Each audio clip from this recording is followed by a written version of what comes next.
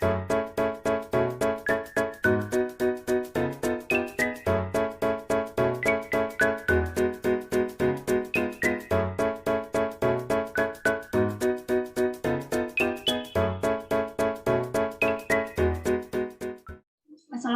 warahmatullahi wabarakatuh. Kami dari tim 5 Kalkulus kelas 1 ST6 Politeknik Statistika STIS akan melakukan pembuktian integral lipat sebagai tugas akhir mata kuliah kalkulus. Tim kami terdiri dari 3 orang, yaitu Agila Pramudita dengan NIM 212111872, Tiniarti Ajeng Aulia Putri 21211215157, dan Nashwa Nur Amalia 212112242. Pembuktian yang akan kita lakukan adalah pembuktian rumus volume kerucut dengan menggunakan integral lipat 3. Seperti yang kita ketahui bahwa rumus volume kerucut adalah 1/3 pi R kuadrat dikali dengan H. Dalam pembuktian ini, kami menggunakan 2 cara. Cara yang pertama yaitu pengintegralan menggunakan koordinat kartesius. Dalam mengintegralkan, hal pertama yang harus kita lakukan adalah menggambar kerucut pada koordinat X, Y, Z. Kami menggambar kerucut dengan berpangkal pada titik 0,0,0 hingga Z sama dengan H. Ketika Z sama dengan H, nilai X sama dengan R, dan nilai Y juga sama dengan R. Dari gambar tersebut, diketahui bahwa nilai X dan nilai Y berubah seiring dengan pertambahan Z. Sehingga dapat kita jadikan persamaan Y sama dengan R per H dikali dengan Z. Seperti yang kita ketahui sebelumnya bahwa mulai dari pangkal hingga ujung kerucut, nilai X dan nilai Y selalu berbeda, maka untuk memudahkan pemahaman kita, kami menggambarkan sebuah lingkaran biru yang terletak di dalam kerucut dengan ukuran X1 dan Y1. Pada lingkaran biru, nilai R disimbolkan dengan Y1, sehingga dari lingkaran biru ini dapat kita jadikan persamaan X kuadrat ditambah Y kuadrat sama dengan Y1 kuadrat. Karena nilai Y berubah berdasarkan persamaan Y sama dengan R per H dikali Z, maka dapat disimbolkan X kuadrat ditambah Y kuadrat sama dengan R per H dikali Z kuadrat. Selanjutnya, kita harus menentukan batas dari X, Y, dan Z. Untuk memudahkan perhitungan, kami mengasumsikan perhitungan pada oktan 1 saja. Karena pada oktan 1, maka nilai terkecil dari X, Y, dan Z adalah 0. Sehingga batas Z adalah mulai dari 0 hingga H. Atau jika ditulis dengan persamaan matematis, 0 kurang dari sama dengan Z kurang dari sama dengan H. Kemudian, untuk batas Y, dari persamaan sebelumnya kita ketahui bahwa Y kuadrat ditambah X kuadrat sama dengan R per H dikali Z kuadrat.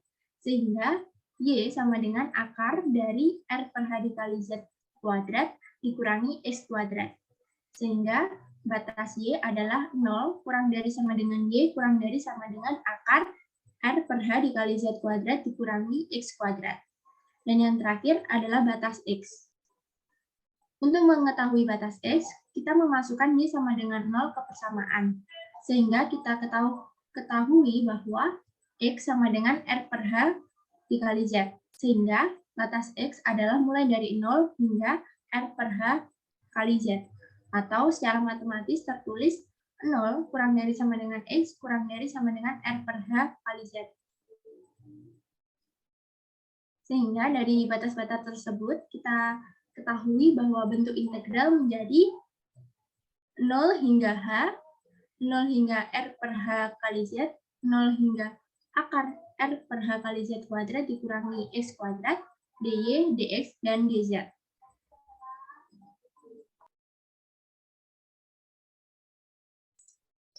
Kemudian untuk selanjutnya yaitu proses pengintegralan dari integral yang telah kita dapatkan di slide sebelumnya tadi.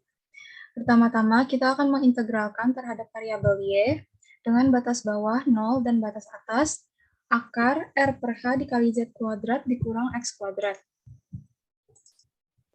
Kemudian kita integralkan menjadi Y dengan batas bawah 0 dan batas atas akar R per H dikali Z kuadrat dikurang X kuadrat dan masukkan batas-batas ini ke dalam persamaan Y. Kemudian kita dapatkan akar R per H dikali Z kuadrat dikurang X kuadrat dan akan kita integralkan terhadap variabel X. Dalam hal ini kita menggunakan metode substitusi trigonometri dengan memisahkan X menjadi R per H dikali Z sin theta dan turunannya yaitu dx sama dengan R per H dikali Z cos theta d theta. Kemudian untuk menentukan batas atasnya, kita menyamakan X sama dengan R per H dikali Z. Kemudian X kita samakan dengan persamaan dari substitusi trigonometri tadi menjadi R per H dikali Z sama dengan R per H dikali Z sin theta. Kemudian bisa kita sederhanakan menjadi 1 sama dengan sin theta. Kemudian kita dapatkan sudut theta yaitu pi per 2. Itu adalah batas atas. Kemudian batas bawahnya kita sama dengankan X dengan 0. Kemudian X kita jadikan R per H dikali Z sin theta sama dengan 0. Kita sederhanakan menjadi 0 sama dengan sin theta dan kita dapatkan sudut theta untuk batas bawah yaitu 0. Kemudian kita lanjutkan proses pengintegrasian dengan memasukkan substitusi tadi ke dalam persamaan menjadi akar R per H dikali Z kuadrat dikurang R per H dikali Z dikali sin theta kuadrat dikali R per H dikali Z cos theta d theta dz. Kemudian kita sederhanakan bentuknya dengan mengeluarkan R per H dikali Z kuadrat ke samping kiri menjadi akar R per H dikali Z kuadrat dalam kurung 1 dikurang sin kuadrat theta dikali R per H dikali Z dikali cos theta d theta dz. Kemudian 1 min sin kuadrat theta bisa kita jadikan cos theta kuadrat yaitu sehingga persamaan menjadi akar R per H dikali Z kuadrat dikali cos theta kuadrat dikali R per H dikali Z dikali cos theta d theta dz. Kemudian kita sederhanakan dengan mengeluarkan kuadrat tadi dari akar menjadi R per H dikali Z dikali cos theta dikali R per H dikali Z dikali cos theta d theta dz. Kemudian ini menjadi penyederhanaannya lagi yaitu R per H dikali Z theta R per H dikali Z kuadrat dikali cos kuadrat theta d theta dz. Kemudian karena R per H dikali Z kuadrat itu tidak memiliki variabel d theta, maka dapat kita masukkan ke integral selanjutnya sebagai konstan dan hanya tersisa cos kuadrat theta yang bisa kita ubah bentuknya menjadi 1 ditambah cos 2 theta per 2 d theta dz. Kemudian kita ubah bentuknya menjadi 1 per 2 ditambah 1 per 2 dikali cos 2 theta d theta dz. Kemudian kita integralkan menjadi 1 per 2 theta ditambah 1 per 2 dikali 1 per 2 dikali sin 2 theta dengan batas bawah 0 dan batas atas pi per 2. Kemudian kita masukkan batasnya menjadi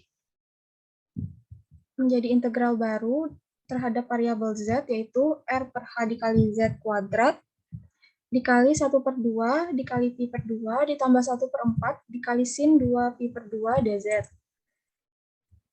Kemudian kita sederhanakan lagi menjadi R per H dikali Z kuadrat dalam kurung 1 per 4 pi ditambah 1 per 4 sin pi dz. Kemudian karena sin dari pi adalah 0, maka kita masukkan ke dalam persamaan ini menjadi R per H dikali Z kuadrat dikali 1 per 4 pi ditambah 0 dz. Kemudian karena integral ini hanya integral terhadap variabel z, maka yang bukan variabel z bisa kita anggap sebagai konstan dan kita keluarkan dari integral sehingga menjadi pi r kuadrat per 4h kuadrat integral dari z kuadrat dz. Kita integralkan z kuadrat ini menjadi z pangkat 3 per 3 dengan batas bawah 0 dan batas atas h menjadi pi r kuadrat per 12h kuadrat dikali h pangkat 3 menjadi pi r kuadrat dikali h per 12. Karena volume kerucut memenuhi 4 oktan dan setiap oktannya memiliki volume yang sama, maka volume kerucut yang tadi kita kalikan 4 menjadi 4 dikali pi r kuadrat dikali h per 12 sehingga volume kerucut menjadi 1/3 dikali Pi R kuadrat dikali H, sehingga terbukti bahwa volume kerucut merupakan 1/3 dikali Pi dikali R kuadrat dikali H.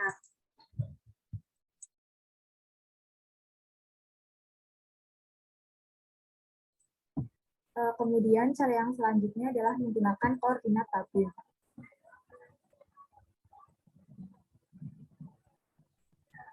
Next. Yang pertama, kita tentukan batas R-nya terlebih dahulu. Seperti yang diketahui tadi, bahwa persamaan untuk R-nya itu Y kuadrat plus X kuadrat sama dengan R per H dikali Z dikuadratkan. Kemudian, karena persamaan ini dikonversi menjadi ke koordinat tabung, Y kuadrat plus X kuadrat sama dengan R kuadrat, sehingga R kuadrat sama dengan R per H dikali Z dikuadratkan. Kemudian kuadratnya dihilangkan menjadi R sama dengan R per H dikali Z. Sehingga batas R-nya jika ditulis ke persamaan matematis menjadi 0 kurang dari sama dengan R kurang dari sama dengan R per H dikali Z. Kemudian batas θ-nya dari 0 sampai kurang dari sama dengan θ kurang dari sama dengan 2pi, dan batas Z-nya dari 0 kurang dari sama dengan Z kurang dari sama dengan H. Next. Kemudian bentuk integralnya menjadi 0 sampai H, 0 sampai 2pi, 0 sampai R per H dikali Z, R dr dθ dz.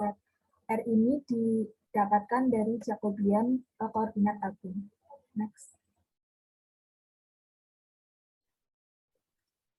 Selanjutnya, integral menjadi 0 sampai H, 0 sampai 2pi, dan R tadi jika diintegralkan terhadap R menjadi R kuadrat per 2 dengan batas bawah 0 dan batas atas R per H dikali Z. Kemudian karena 1/2 itu berperan sebagai konstanta, jadi bisa dikeluarkan dari integralnya. Kemudian bentuk integral menjadi 0 sampai H, 0 sampai 2pi, kemudian batas atas dan batas bawahnya dimasukkan ke dalam R, jadi persamaannya menjadi R kuadrat dikali Z kuadrat per H kuadrat dθ dz. Kemudian karena diintegralkan terhadap θ, jadi persamaannya menjadi seperti ini, R kuadrat Z kuadrat per H kuadrat dikali θ dengan batas bawah 0 dan batas atas 2pi dz. Kemudian 2pi-nya dimasukkan.